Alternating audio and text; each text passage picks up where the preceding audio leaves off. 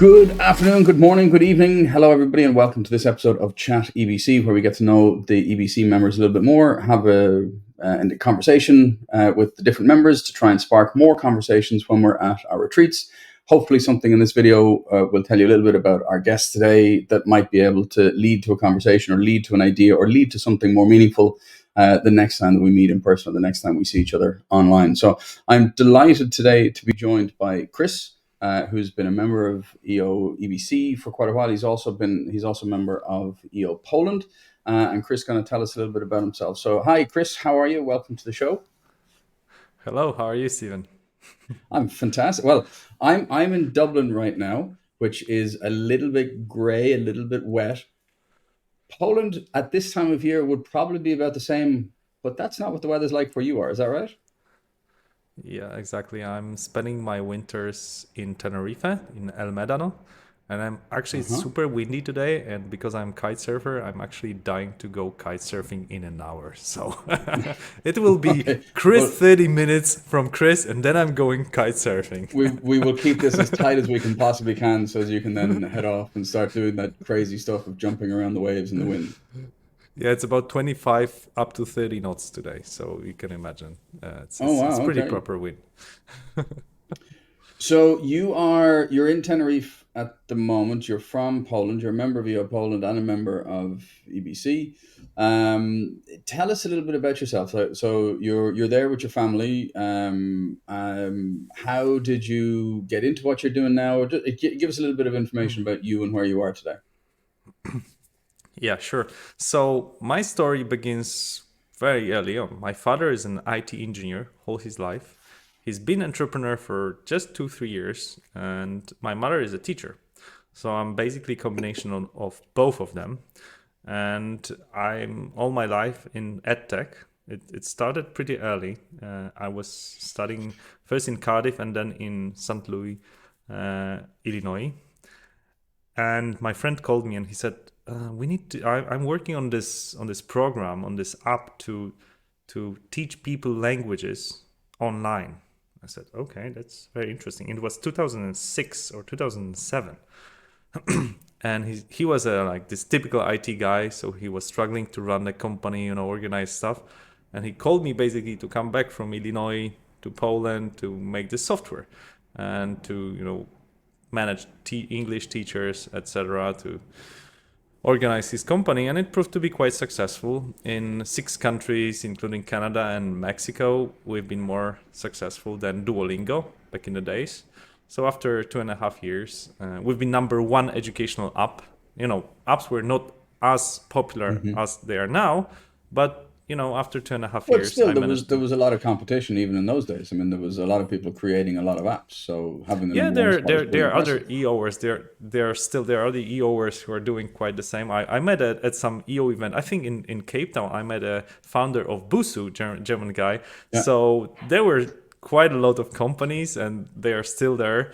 And yeah, we proved to be quite successful. Um, and I sold the company after 2.5, maybe 3 years. Um, and I was 25. uh, I made my first million, and I had my happy life. So I decided, of course, let's go travel. You're Mm-hmm. 25. I was Let's see never where into we can go cars windsurfing or anything. Yeah, let's or go kite let's go surfing. Sorry.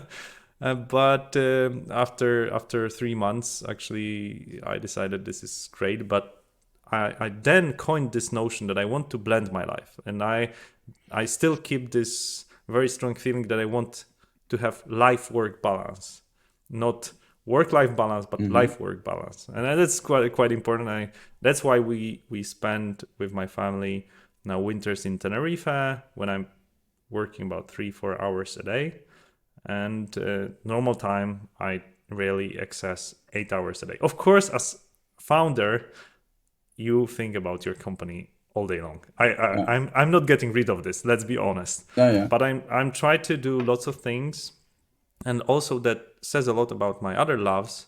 And my other love is research. So I'm doing quite a lot of research. I did my PhD on IT business models. Basically, my narrow specialization was in open educational resources strategies. So things like Wikipedia, how to construct things that are free for education, but they are paid for other groups, and that how to make it sustainable. So it was pretty narrow, but still gave me a lot of perspective on strategizing management, on IT. I never graduated IT itself. I graduated management, and Okay. yeah, and it shaped my life also because in 2018, I think, we applied for the grant to make a personalized learning, and I became a head of research. It was $2.5 million dollars grant, and that got me into AI. And that was another grant and another. We made autism detection tool using supervised learning, and now I'm pretty much invited to lead many research in AI. And this year it literally boomed. I applied to $30 million of research in different areas of ed tech using AI tools. So that's why I do quite a lot now. And business wise, so that is my research passion, but also business wise, I run a company called Escola. It's a software agency focused on education, but we also do different areas. Mainly, we produce mobile applications. We serve different areas. FinTech, health tech, and EdTech are our main areas of interest. We mainly serve medium and large companies. Medium are our favorite clients. So our claim is like how to become good to great, medium to large companies. So we try to transform the medium-sized company, very often traditional Polish, German, French company that's been run for many years. And now there is like a succession plan, and a young guy wants to make it more modern, more AI friendly. So the typical story, I can give you an example. I work with a company that produced heat pumps, and their turnover is they have about $100 million revenue. And now the guy who is a son of the founder, he's 32. He really wants to go into AI. He wants to make the company really outperform his competitors through mobile, through AI, through digital projects. So I'm helping him to find the right strategy, to find the right architecture, to find the right tools with my people, AI experts, IT architects. That's our typical client that we work with. Of course, we work with some global brands as well, like Pfizer, Citibank, to develop some minor tools. And we work with Danone now on their AI strategy. So that's what we do. Sorry, you work with Danone? Yeah. The yogurt makers. Exactly. They're putting AI into yogurt. Oh, yes, big time. They have an entire AI department, how to put, there is logistics, there is recommendation system, there is lots of things that we're working on. This is not the things that you're going to taste when you taste your yogurt, but probably, they can design, there are already examples that AI designed a new taste of ice cream. Okay. I think Ben Jerky used it. That's a British company, isn't it? No idea. Yeah, that they were like I don't know, salty popcorn caramel thing that was AI suggested this taste, and it proved to be overly successful. So of course I know it's more of a fun example. More we focus on logistics, recommendation system, this type of stuff, and of course how to very often it's AI, but actually we need how to structure the data better. It's of course part of the game. I'm still going to use the story that AI has gotten so crazy now. Even Yoplait, even yogurt makers are putting AI into their yogurt now. So that's all. That's the story I'm taking from that. They do have entire department working on it. Trust me. Wow, that's amazing. That's amazing. So then, with all of these things that are going on, like you lecture in AI as well, right? You're a teacher. Like that's what you said. You're a mix of your parents, so you teach a lot of stuff as well, right? Yeah. I teach at IT department and AI faculty, so 2 universities. And the funny story I always tell is that after GPT 3.5 was introduced on 30th of November, I noticed that students are performing really well on the essays I teach in English. And I said, oh, hell, I need to ban this thing. I hate it. They're performing so well now, day to day. And then I realized, okay, but but I'm teaching at AI department. I cannot ban the thing. That would be unfair.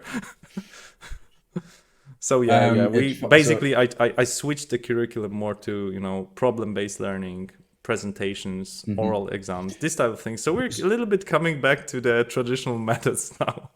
But it's funny, and I personally, I'm in education as well, and I give a talk in schools, and one of the things that I ask the students is, have any of them used, like I get teachers, close your eyes, hands up any students that have actually used ChatGPT on a homework assignment or an essay or something like that, and yeah, loads of hands go up. Um, but I personally, I think that I was on, I think, one of your podcasts before, and I was talking about, like, I'm a real advocate of the flipped classroom, of having the theory stuff done like in your own time, and then coming Mm-hmm. together for collaborative project based learning. And I think that AI can really help that. Like, I've used AI myself when if I'm with a book that I'm reading, and I kind of want to drill into it, or I want to kind of challenge some of the ideas, or really think through my assumptions. I'll get a PDF version of it, upload it into ChatGPT, and then say, okay, summarize this. And now my assumption is this, and is this true, or does this come out of it? And you can actually have a conversation with ChatGPT about the content of the book.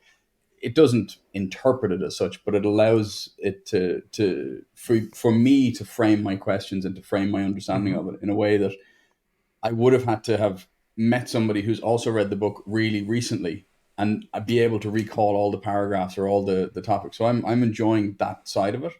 And it's just opened up a whole new world for me for educational purposes. Mm-hmm. Yeah, there is huge discussion whether AI would help better education because it would make it more democratic, available for everyone.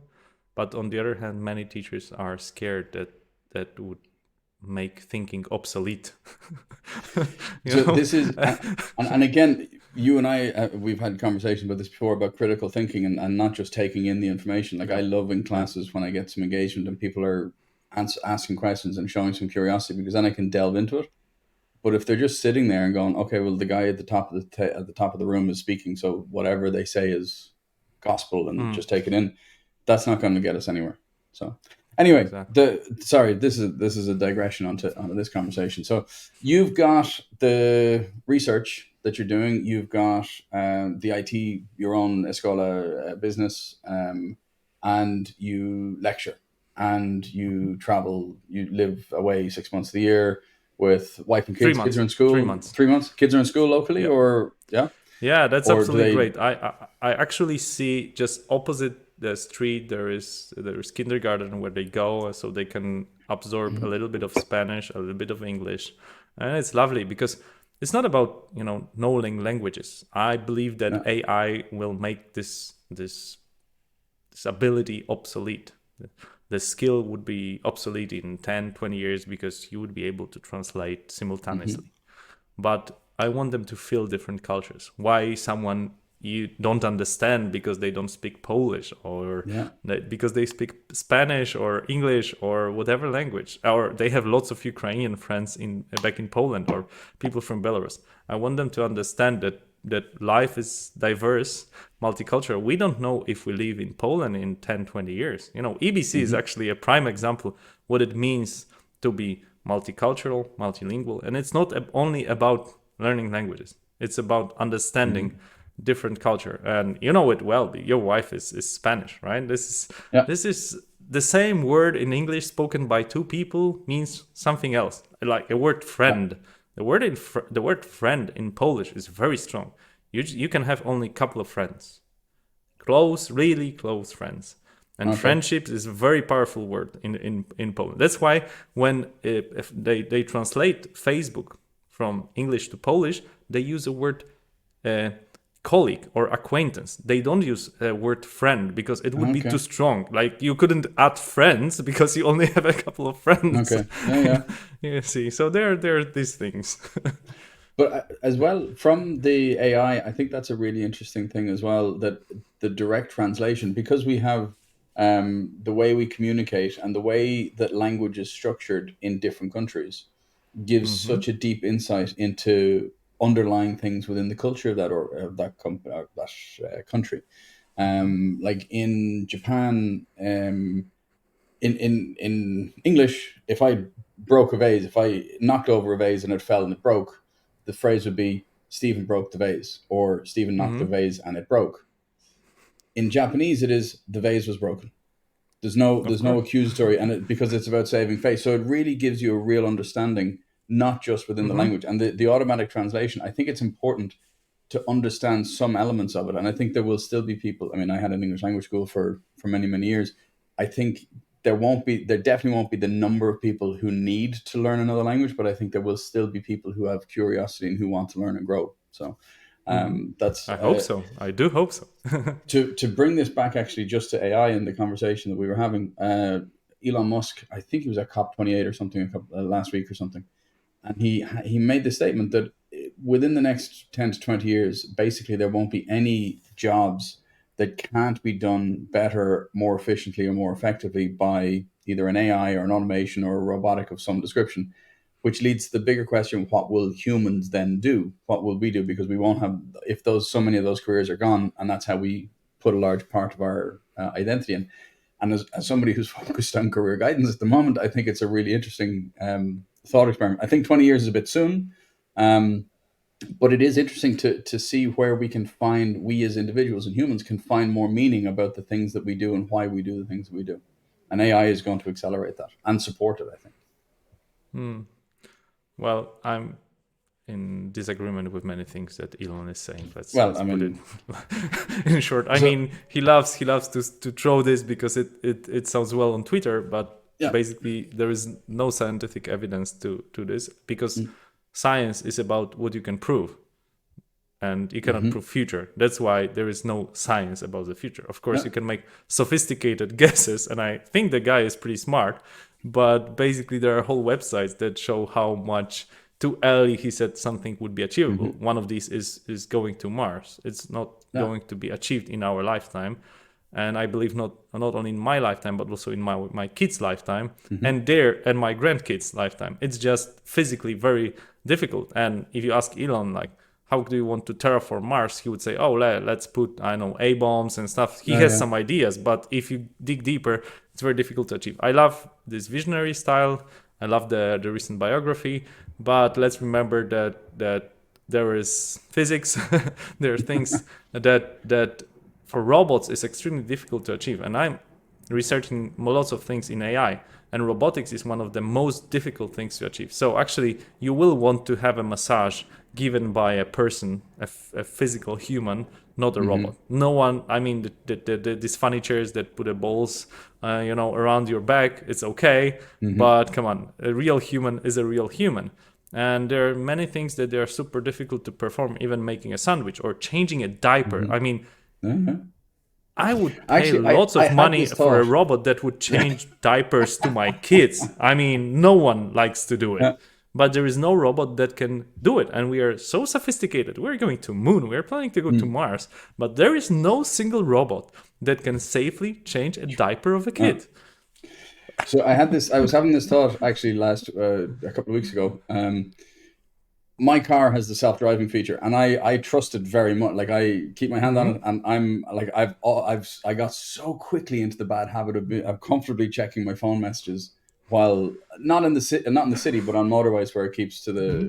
keeps the lanes. Yeah. But I was getting my hair cut, and I was like, there is no way I would ever be comfortable sitting down with some kind of box filled with blades Mm-hmm. around my Mm-hmm. head, cutting Yeah. my hair. And I was like, oh, there's a job that is like AI proof. Like, that's an investment, because people will always want to get their hair cut, always. And Mm-hmm. it's not going to be replaced by robots, because I don't think people will become whatever about a robot Mm-hmm. serving drinks or Mm-hmm. driving cars, and if it has all the sensors and is able to do that. But Yeah. having blades that close to my face, yeah, no, So I'm, one thing is ability to do this, and for robots actually to perform complicated tasks like this, it's super difficult. That's one mm, thing. But other thing is the whole experience. So like massage given by robot versus by human is entirely different experience. Look at the coffee. We have coffee makers that you just hit the button, it makes mm, coffee. But still, if you go to the coffee shop, right? You there is a person that uses the brush to clean it mhm, entirely. Makes it by The own art. hands, and we appreciate it. I mean, we appreciate it. And also at home, I replace this button thing with the one that I need to clean. It takes slightly more time, but the taste is better. So it means that No. robots are not that great even in making coffee. Not mentioning drinks. I mean, there are robots that make drinks, margaritas, mojitos, etc. No one likes to come to the bar and be served by a robot. I don't know why. Somehow we like humans, and it's very good. Well, I mean, we like some humans. There are some humans. Anyway, that's again another conversation for another Not day. all of them. So, Yeah. so with all of that stuff, with all of that, the research and the data and the family and the career, the company and the lecturing and everything else, what's not 5% stuff, it's a public Hmm. video, but what's on your mind at the moment? I mean, we talked about Hmm. the future and how you disagree with Elon on some things, but um what's keeping you not up at night, but what's top of mind at the moment? No, there is a thing that keeps me up at night, and that's actually how to strategize my company, because this year was very very turbulent. My company grew super quickly from 5 to 100 people in 5 years, less than 5 years. So, pandemia and all this aftershock increased the need for IT resources, especially edtech. The revolution that happened within the area of edtech was amazing, and AI now. But um, for me, there is a bit of a challenge that everyone's doing AI now.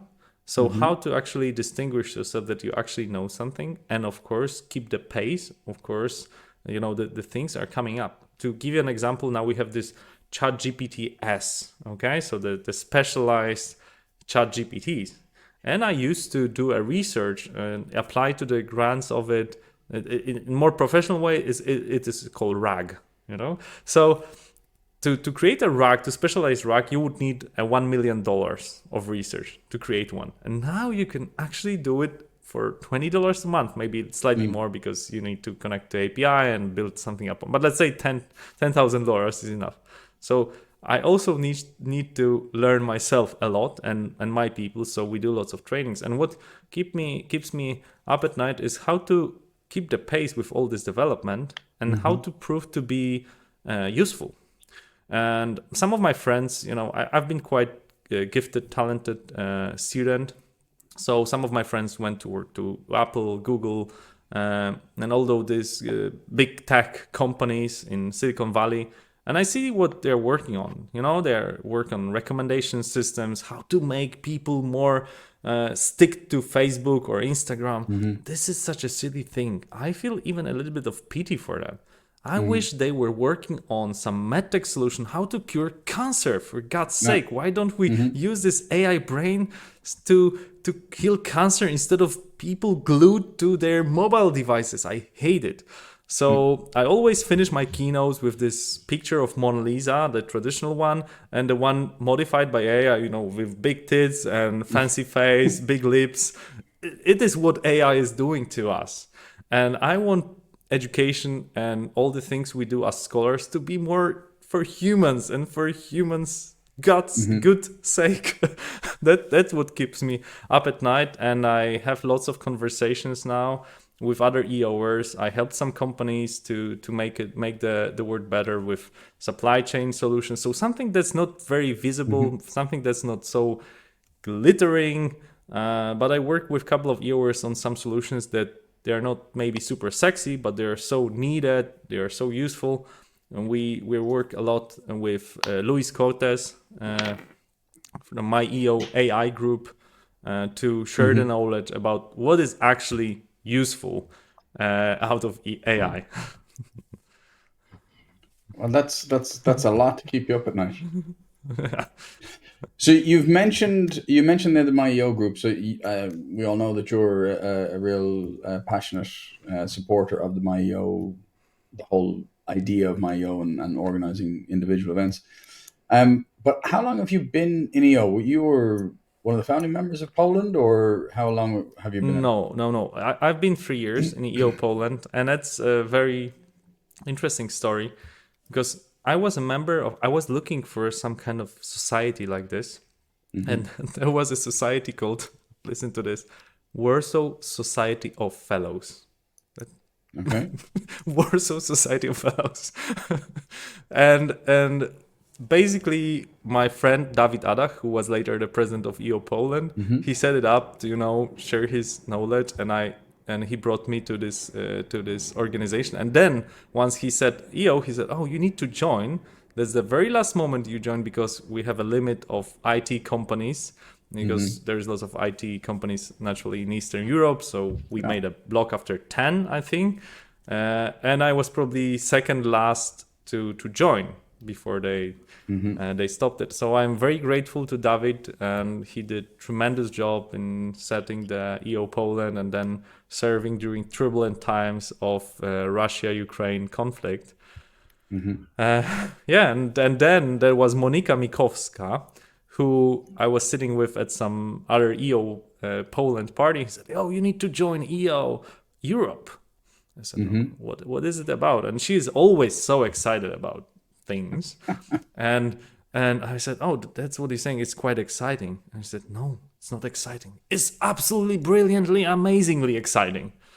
I said, "Okay, let's try." So we at the spot like we recorded the video, we sent it to the president of EBC, and we got accepted.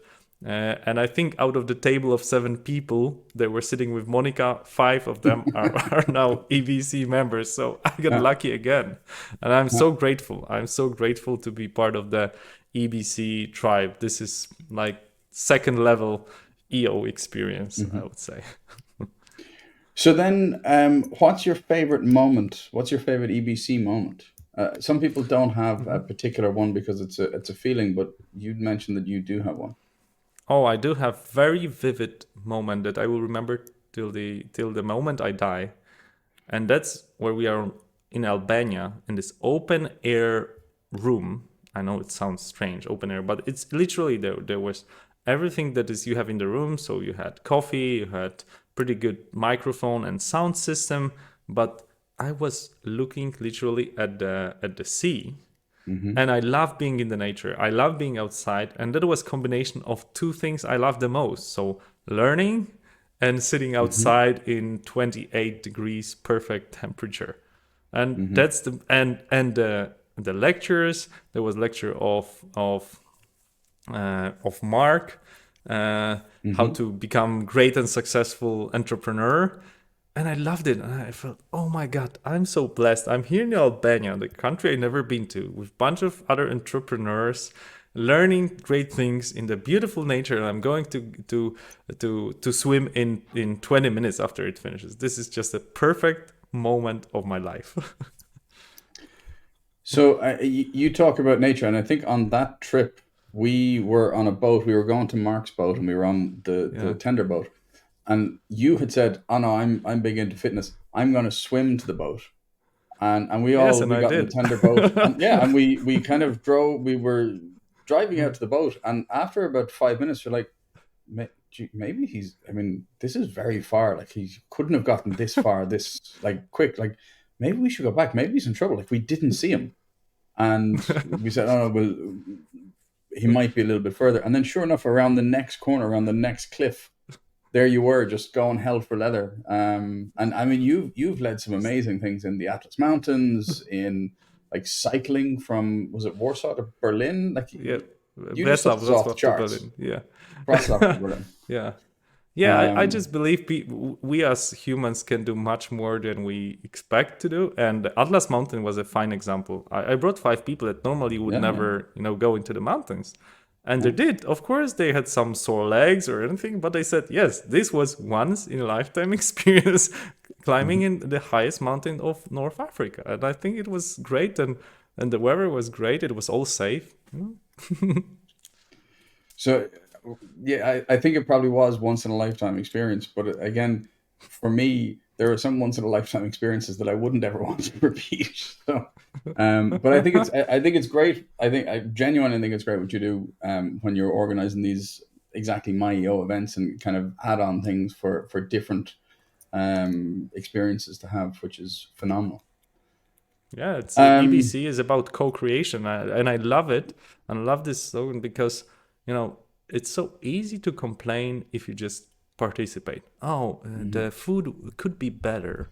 Yeah, or like, oh, that was slightly too far of a walk, or we stood in traffic. But if you co-organizing a thing, how can you complain? And then you mhm. see how difficult it is. And I love the idea of EO being so member driven. Of course, we have staff that support us. We have Mickey in ABC, we have Bogna in Poland, and it's lovely. But we need to, do the heavy lifting of organizing many things and designing, and then taking responsibility that some things work, some don't, and that's perfectly all right. That's phenomenal. I love that attitude and that perspective. So I have now these five quick fire questions. So I don't even know what these will be. This is a random generator from Excel that I built. So lots of random questions. So I'm going to ask you five, and then I have one question which was asked by our last guest, who's Paul Meester, which I'll ask you then as well. And then after we finish the recording, you can give me the question for the next guest. Okay. Okay. So the first random question is, what's a movie that significantly impacted your life? Definitely Lord of the Rings. I'm a big Okay. fan. Had you read the books by any chance? Yeah, I read the books, and okay, I'll tell you. Once a year for about 10 years now, I dress as I know, a dwarf, an elf, or Aragorn. I have my own shield, swords. All of this is safe, of course, and we Hmm. meet for 2 days dressed, and we complete different quests. I know it was okay when I was 20, but I'm 37 now, so yes, I do it, and I've been playing RPG games since I was 15, and I do play them now, like every second week with my friends. And that's so amazing because it keeps the friendship going since we were Hmm. kids until now. They're all grown up, they have kids, etc. And that's But why this it's is so why. important for me. But this is why in Polish they're friends, not acquaintances. Is that right? Yes. Okay. Cool. Okay. So the next question. This is perfect for you. What's your favorite way to stay active? Okay, so there are two things that I love the most. So one is kite surfing, and another is cycling. And I don't mind also going into the mountains. But Hmm. basically, I think that mountains are so magical for me because you need to do some effort to be there. Okay, and that means that you will meet certain people there. Okay, once you go to the shelter, you will have wonderful conversations. That is a really interesting insight that I had never considered. That's wow. Wow. That's a really interesting insight. So for me, it's always cable car or whatever to get up to the top for convenience. But that is a really interesting insight. That's going to sit with me now for a while. Next question: what's a hidden talent that you have? Mm. Okay, I think I'm pretty good at prioritizing things to combine many areas of my life. So it's funny because I started to be very much into reading lots of books about productivity, time management, stuff like that when I was 13 or 14, and applying to my life. So my life since I was 15, maybe till I was 30, every day I had a list of things to do for the particular day. I was never big into alcohol or, other things that young people are into normally. So I Hmm. was very, very well structured, and I needed to change my life to be a little bit more spontaneous. So I dropped the lists towards being more spontaneous, but it is so imprinted in me, so Hmm. strong, that I now almost always know what to focus on, what to ask of my partners in a company or my employees, because I have it all in my head and I'm very well structured on what's important and what not. Very good. Fourth question: who's someone you really admire? Okay. So there is a girl in EO. Uh, Her name is Ola Pszczoła. She has a company, B Talents, and I admire her because she is what I'm looking for in life: a combination of great family, great business, and great outdoor life. And if she's listening to this, I'm saying hello to her, and I really admire this type of life work blend. Very good. And then final of the random questions, based on where you are, we might already know the answer to this, but what's a language you wish you could speak? Yeah, I definitely would love to speak some Asian language, either Chinese or Japanese, because that's entirely different cultural aspect bond to this language. Maybe Korean, so one of those. Okay, very good. We don't have, do we have any, I don't know if we have any Chinese or Japanese speakers or Korean speakers in EBC. I don't think we do. How about Shen? Isn't he speaking Shen, Mandarin? of course, yeah. Shen speaks. Does he speak? He does speak Chinese. He's grown up speaking Chinese. Yeah. Okay. There you go. There's your next at the retreat. You can get Shen to teach you a couple of words, and I'm sure he won't teach you bad words. He'll teach you real words. So. I hope so. Okay, so the question that was asked of the previous guest, so off camera, says just in case it was published before and people could get prepared for it, was Paul Meester. And the question that Paul asked you, not knowing it was you, is when you are very old and you're no longer in business, as you look back at your entrepreneurial life, where do you think you will see the most satisfaction? Business, family, personal, that kind of thing.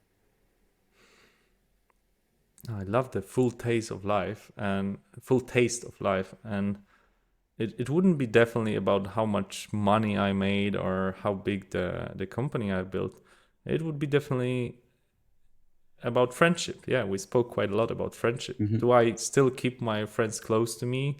Are we in peace with my friends, family, close ones? That would be the most important thing. And as I am a researcher, there is a big scientific proof. There is the longest study on humans' happiness done by some Harvard researchers, that having close relationships with people is has the biggest correlation to your happiness. Actually, of course, money helps. So there is this limit of, it used to be 100,000, now it's $200,000. That until this moment you are slightly happier, but anything over this doesn't make you happy. To 200,000 a year doesn't make you any happier. Even it makes the thing slightly worse if you are super rich. Okay, so let's remember that money does not bring happiness. I'm quite happy to try to be the exception to that rule at some point. I wish And prove everyone wrong. But okay, look, Kris, thank you so much. We've gone a little bit over time, but I don't want to keep you from your kite surfing any longer. So thank you very, very much for joining us on this ChatEBC session.